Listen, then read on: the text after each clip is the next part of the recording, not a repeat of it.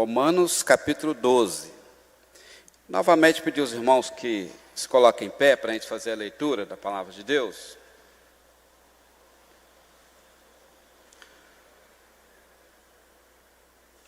Vamos ler de maneira responsiva. Rogo-vos, pois, irmãos, pelas misericórdias de Deus, que apresenteis o vosso corpo por sacrifício vivo, santo e agradável a Deus, que é o vosso culto racional.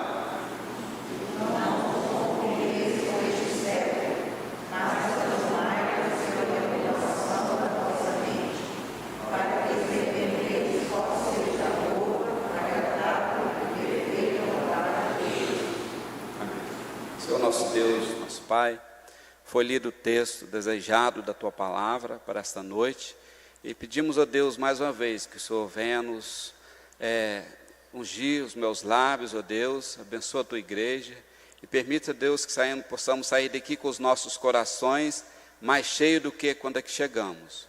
Nós te pedimos, nós te agradecemos em nome de Jesus. Amém. Podeis assentar.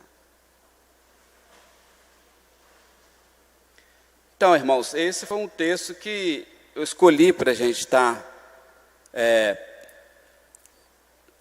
para falar aqui com os irmãos e pensarmos junto, né, nesta noite. E o que Paulo então roga, o que Paulo pede aos irmãos que fizesse? Então o texto ele diz aqui: eu rogo, pois, irmãos, pelas misericórdias de Deus, que apresenteis o vosso corpo por sacrifício vivo, santo e agradável a Deus, que é o vosso culto racional. E não vos conformeis com este século, mas transformai-vos pela renovação da vossa mente, para que experimenteis qual seja a boa, agradável e perfeita vontade de Deus. Então, como todos sabem, a carta de Paulo aos Romanos, ela é um dos maiores tratados teológicos do Novo Testamento.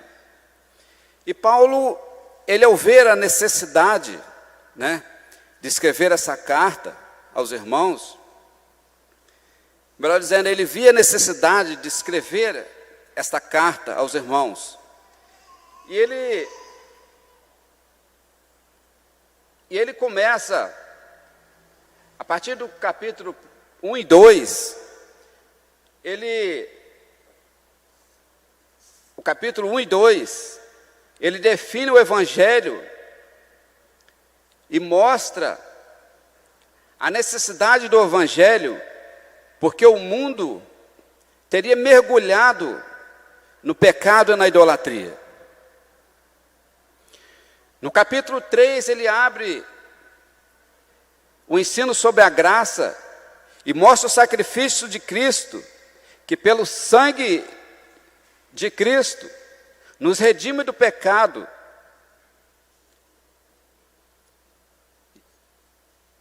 E somos justificados. No capítulo 4, ele exemplifica a doutrina da justificação pela fé. E nos mostra que Abraão, o pai da fé, o pai da nação, foi justificado pela fé. No capítulo 5, ele mostra os frutos do Espírito e da justificação. Fruto este que nos traz paz com Deus. Fruto este que traz paz no passado. Nos traz paz no presente. E a graça de Deus no presente e no futuro. No capítulo 6, Ele mostra a justificação dizendo que a justificação com a santificação se encontra. E aqueles que são justificados pela fé têm nova vida, não pode viver pecando. Os irmãos permitam parar um pouquinho no capítulo 6, quando Paulo fala que aqueles que são justificados, no mesmo momento ele aponta essa doutrina apontando para a santificação. Porque aqui me parece que Paulo tinha uma preocupação com os crentes, daqueles dias que muitos já sabiam que tinham sido justificados por Cristo, que tinham sido remidos pelo sangue de Cristo. Muitos crentes haviam parado no tempo. Agora eu já estou justificado mesmo, já estou salvo mesmo. Eu não preciso me preocupar com o corpo. Hoje quem veio de manhã na escola dominical, aqui que foi dada pelo irmão Fabiano, pôde ver um pouco dessa doutrina sendo aplicada. Então, muitos falaram, bom, eu já estou salvo mesmo, já estou justificado, já estou remido pelo sangue de Jesus. Então eu não preciso me preocupar. Eu posso pecar. Mas o mesmo texto de Romano, Paulo responde aqui, nas suas passagens, dizendo que não é bem assim. Aquele que foi alcançado pela graça, agora justificado, esse não pode viver pecando. É completamente diferente. E essa foi uma das maiores preocupações de Paulo. E no capítulo 7 ele mostra a grande batalha interna no coração do homem. Que embora redimido, justificado, liberto da condenação, mas ele ainda não está livre de pecar, da presença do pecado. Então, os crentes haviam sido justificados, haviam sido alcançados pela graça, mas continuavam pecando. E essa doutrina de Paulo, ela continua novíssima em nossos dias. Ela continua atual. Quem assistiu à escola hoje de manhã viu a doutrina aqui, que o irmão aplicou aqui, dizendo o seguinte, que tudo foi prescrito e foi entregue. Vocês têm que seguir isso aqui, isso não muda. E nós vemos que o mundo muda a todo instante, a todo momento. Mas a palavra de Deus, ela continua sendo a mesma, ela não muda. Então eles foram livres da condenação eterna, foram salvos, mas continuavam pecando. E eles tinham essa mentalidade completamente errada com respeito à salvação, né? Com respeito à doutrina que Paulo aplicava. No capítulo 8, ele declara já o início, dizendo que nenhuma condenação há para aqueles que estão em Cristo Jesus. E aponta a segurança que nós temos em Jesus. No capítulo 9, ele olha para o passado e vê a eleição de Deus com Israel, com seu povo. Capítulo 10, ele mostra o presente povo, a situação de pecado e miséria. Se vocês olharem o capítulo 1, vocês vêem uma lista em que, após ter denunciado o pecado daquele povo, dos crentes, mesmo assim eles continuavam se mergulhando no pecado. O texto de no primeiro capítulo de Romanos, diz que eles trocaram aquilo que era perfeito, né? Aquilo que Deus tinha feito perfeito, por coisas erradas, né? E no mundo presente que nós vivemos, o texto é atualizado.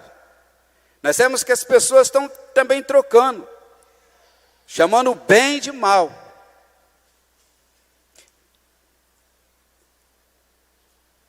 Chamando as luzes de trevas. Continua a mesma coisa. E nós, quanto povo de Deus, nós temos que atentar para isso. Usar nosso raciocínio, a nossa mente. E Paulo, aqui no texto lido de Romanos 12, ele diz: rogo-vos, pois, irmãos, pelas misericórdias de Deus, que apresenteis o vosso corpo por sacrifício vivo, santo e agradável a Deus, que é o vosso culto racional. Aqui a palavra ela nos exorta a pensar.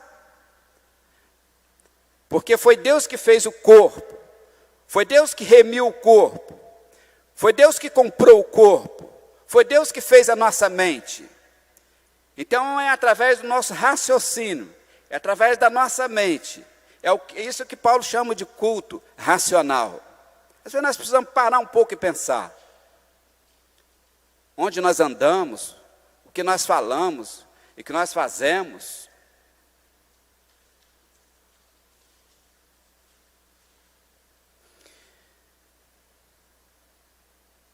No capítulo 11, ele olha para o futuro e vê como Deus vai restaurar o povo. E, enfim, ele chega ao capítulo 12, que nós lemos.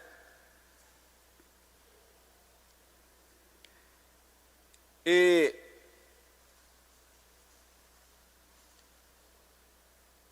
vemos aqui, irmãos, no capítulo 12, quando Paulo diz o seguinte, a parte final do primeiro verso, ele diz, apresenteis o vosso corpo como sacrifício vivo, santo e agradável a Deus. Então nós gostaria de parar um pouquinho aqui, essa frase apresentar, nos faz lembrar aqui o sacrifício que era prestado no Antigo Testamento. Quando alguém levava algo a ser ofertado, um cordeiro a ser ofertado, e que uma vez entregue ao sacerdote aquele sacrifício não pertencia mais à pessoa que ofertava, porque aquele sacrifício pertencia a Deus.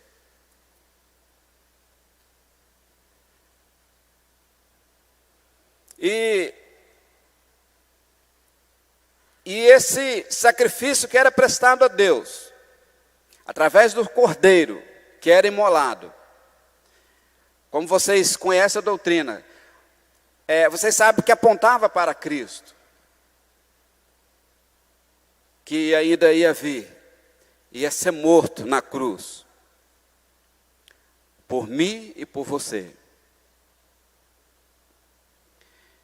E quando Cristo veio, e Cristo foi morto, na cruz do Calvário, a prática do sacrifício, do cordeiro, dos animais levados para ser sacrificado, foi bolido do templo. Não passou mais a existir aquele método de sacrifício. Porque Cristo, então, passou a ser foi sacrificado por nós. Então, irmão, só para fazer um apanhado aqui,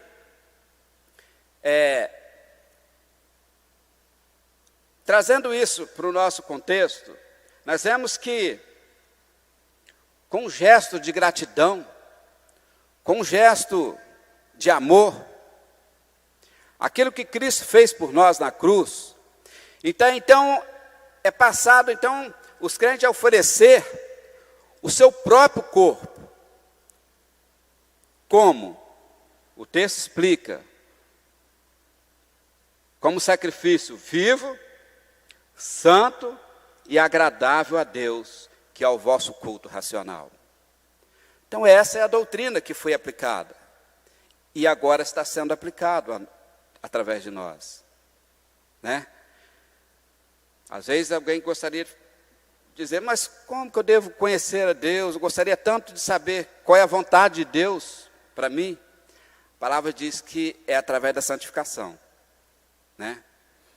Apresenteis o vosso corpo por sacrifício vivo, santo e agradável a Deus. Eu gostaria de fazer uma pergunta aos irmãos. Eu sou o primeiro da fila. O que nós andamos fazendo com o nosso corpo? A Bíblia diz que o nosso corpo ele é templo do Espírito Santo. Ele é morada do Espírito Santo. Que Deus habita nele. Né? Ele é casa espiritual. Lá na carta de Pedro, Pedro diz que vós sois povo de propriedade exclusiva de Deus. O nosso corpo, a Bíblia diz que ele é propriedade exclusiva de Deus, ele tem dono. Ele não está à venda, não está a negócio. E ainda nessa raciocínio, nós vemos que o mundo está sempre em pé de guerra com esse princípio, com a igreja do Senhor Jesus. Então nós temos que contar até 10 aonde nós pisamos, o que nós às vezes falamos, onde nós vamos. Nós temos que cuidar do corpo, porque ele é importante, porque ele é morada de Deus. E aqueles crentes haviam parado, eles acharam que não, eu já estou salvo mesmo, já estou justificado, então eu não preciso de mais nada. Mas nós que somos da igreja reformada, né, que conhecemos, graças a Deus temos doutrinas belas, nós sabemos que uma vez que o indivíduo se converte a Cristo, já de imediato, ele entra no processo de santificação. E a palavra diz que nós não devemos oferecer os membros do nosso corpo como instrumento de Satanás, mas sim para a glória de Deus. Em alguns textos ela diz que aquela boca que mentia hoje não mente mais. As mãos que furtavam hoje não furtam mais. Temos que oferecer o nosso corpo para a glória de Deus.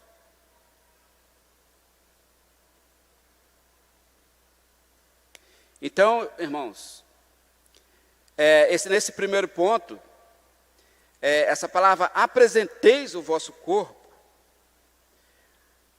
para nós, é algo assim importante, porque nós precisamos santificar a nossa vida. Por exemplo, por que o mundo odeia a igreja?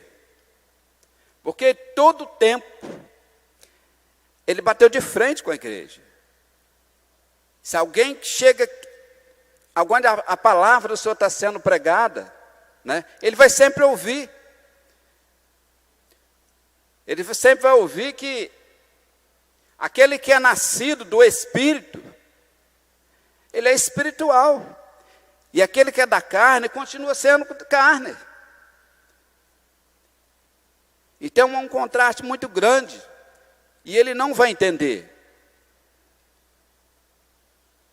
E isso foi naquele encontro que Jesus com Nicodemos, né? Nicodemos não entendia nada. E eu creio que essa é a preocupação de Paulo. Né? Ele: eu rogo, pois, irmãos, que apresenteis o vosso corpo por sacrifício vivo, santo e agradável a Deus.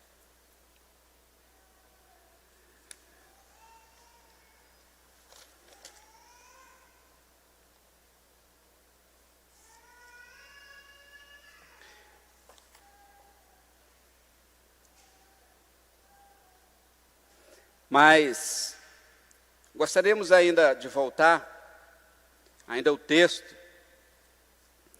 do primeiro verso: apresenteis o vosso corpo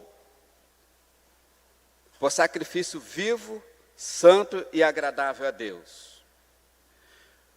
Porque não tem lógica. Às vezes o indivíduo sai na semana, mergulha no pecado, né? A reveria. No domingo, às vezes, o indivíduo vem para a igreja e fala: agora eu vou apresentar meu corpo. Isso não combina com as doutrinas da palavra de Deus. Aí Paulo fala que nesse mesmo texto, que sobre o vosso culto racional. A nossa vida tem que ser pautada, tanto na igreja, lá no seu trabalho, aonde você anda, em qualquer parte, porque você é templo do Espírito Santo. Então essa ideia de apresentar diante de Deus, seja qual for o lugar. Jesus, certa feita, teve uma fala pessoal com seus discípulos e diz: vocês vão ser minhas testemunhas, tanto aqui, em Jerusalém, em Samaria e até os confins da terra. Então não importa onde você anda, você precisa apresentar o seu corpo como sacrifício vivo, santo e agradável a Deus. E percebe, irmãos, que esse não é o comportamento do mundo, né? O mundo muda a todo dia, todo instante. Poucos dias foi no feriado, eu estive ali na Beira-Rio, né? Mas as meninas, fui levar elas lá para brincar um pouco. Eu pude ver adolescentes se drogando, né? Ali na Beira-Rio e tal. Eles achavam lindo aquilo ali. E percebe que às vezes muitos pais acham bonito, né? Olha lá, meu filho, né?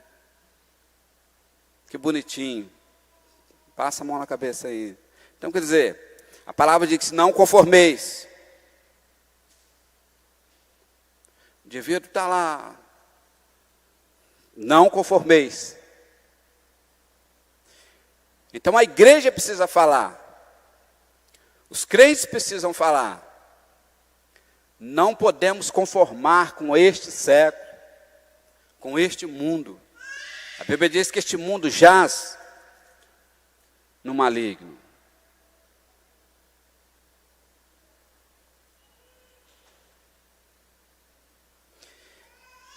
E o segundo ponto, irmãos, que eu gostaria de estar colocando aqui também, no capítulo 2, eu gostaria que os irmãos lessem comigo. Nós falamos sobre apresentar o corpo. Então nós aprendemos que o nosso corpo precisa ser apresentado como sacrifício vivo, santo e agradável a Deus. Hoje não é mais o cordeiro, o bezerro, mas somos nós, né? E no segundo ponto, eu gostaria que os irmãos lessem: e não vos conformeis com este século, mas transformai-vos pela renovação da vossa mente.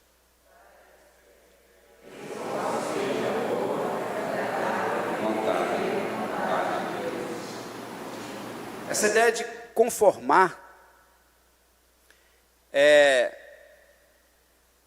no entendimento grego,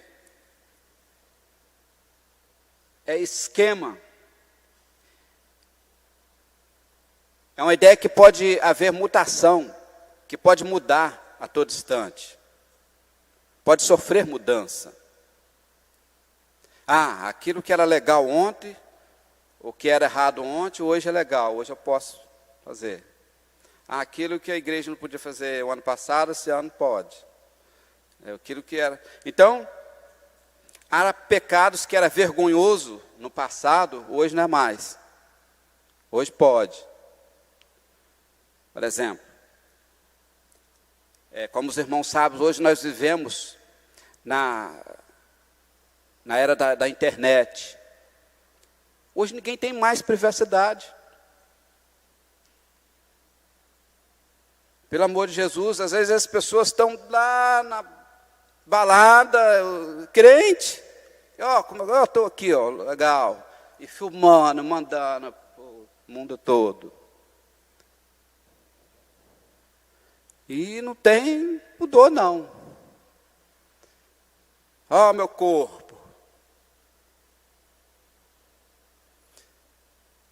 Às vezes, coisas que era íntimo dele, que ele, aqui, manda. E o texto diz aqui, não conformeis. Está errado. Santifique o seu corpo a Cristo. Ele é propriedade exclusiva de Deus. Ele é templo do Espírito Santo. Ele é propriedade que precisa ser zelado, não bagunçada. Jesus, certa feita, chegou no templo e topou o povo bagunçando. Maior farra. Tinha até comerciante, vendendo cabrito, ovelha, pássaro. Jesus chega e chicoteia o povo. Fala, não, a minha casa não é casa de negócio, mas é casa de oração. E meteu o chicote. Então, às vezes, nós temos que ver o que nós estamos fazendo com o nosso corpo. Você está zelando para o seu corpo? E o que Paulo está pedindo à igreja? Vamos ler Romanos 1.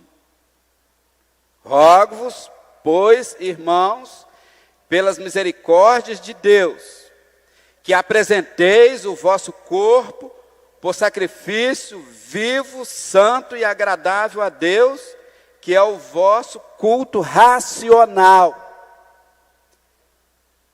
Foi Deus que fez sua mente. Foi Deus que colocou um instinto espiritual no seu coração, na sua mente. Então nós devemos parar e pensar, onde eu estou? Com o que eu estou dando? O que eu estou fazendo? O que eu estou falando?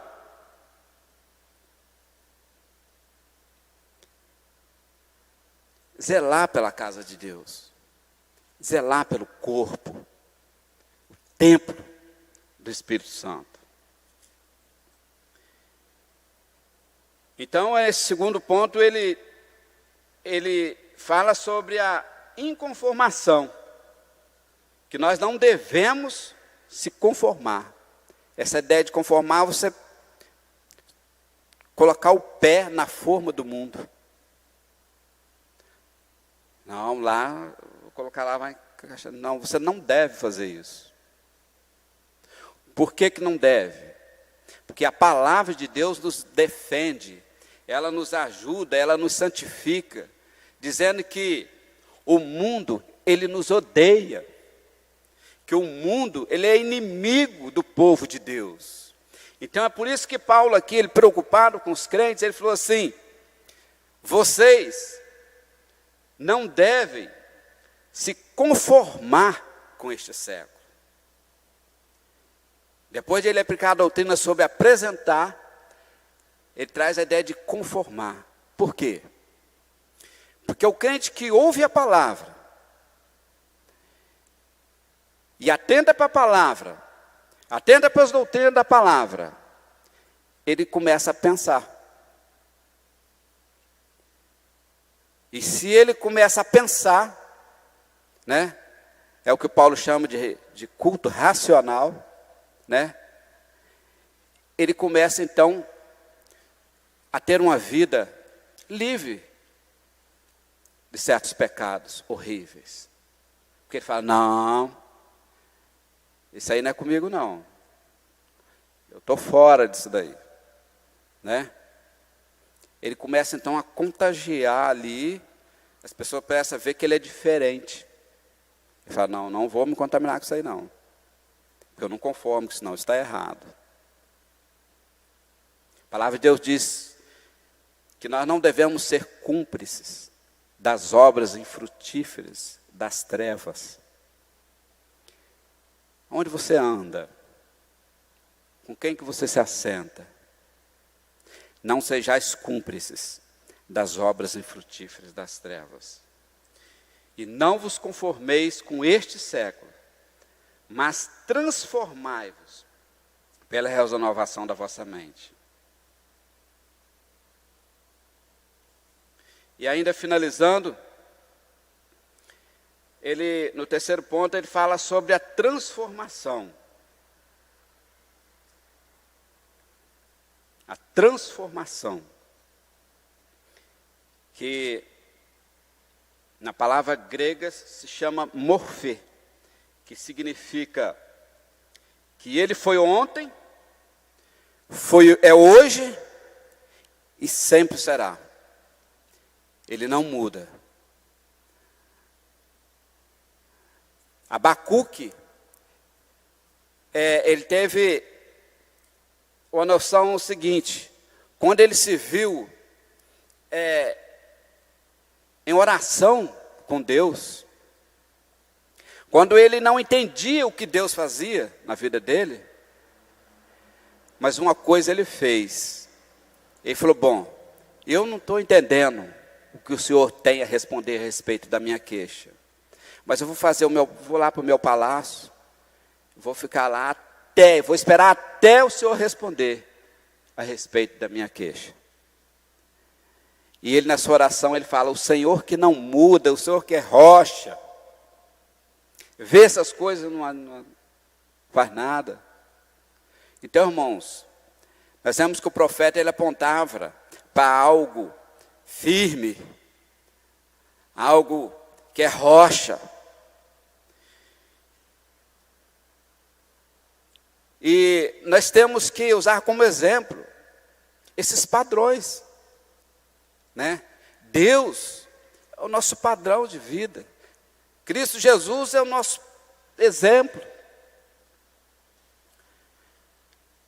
Não este mundo. A palavra de Deus diz que nós devemos olhar para Cristo, que é o autor e consumador da fé.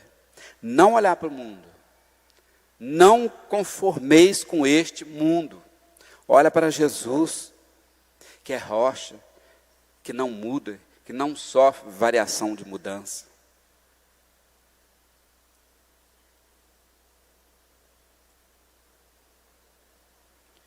Então, irmãos, que esse seja o nosso foco nesta noite. Aquilo que é permanente, aquilo que é duradouro, a vida toda, né? Nós vemos a parábola, né, daquele construtor, os construtores, um que construiu a sua casa na areia e o outro que construiu a sua casa na rocha, né? Como vocês conhecem bem esse texto, diz que aquele que construiu a sua casa na areia, quando veio a tempestade, quando veio a chuva, os ventos, foi grande a sua ruína, a casa desabou.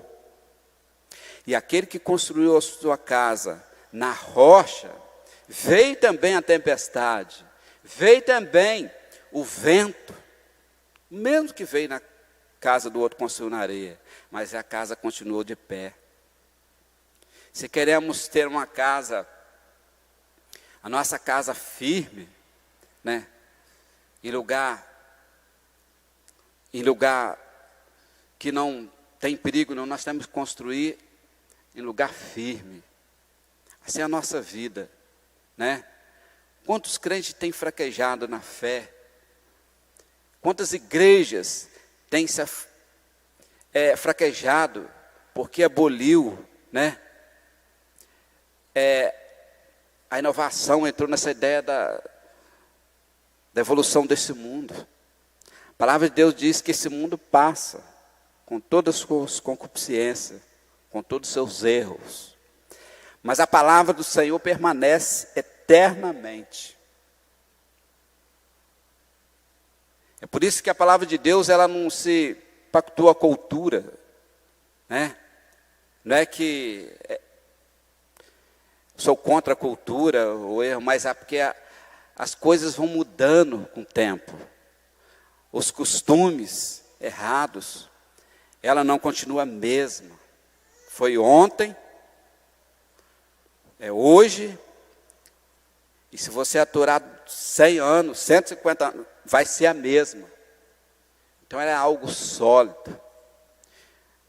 E a palavra diz que nós devemos se alimentar dela, se queremos ter uma vida sólida, se queremos ter uma vida transformada, se queremos ter o nosso coração transformado pelo poder da palavra de Deus, pelo poder do Espírito Santo de Deus que habita em nós. Que Deus nos ajude.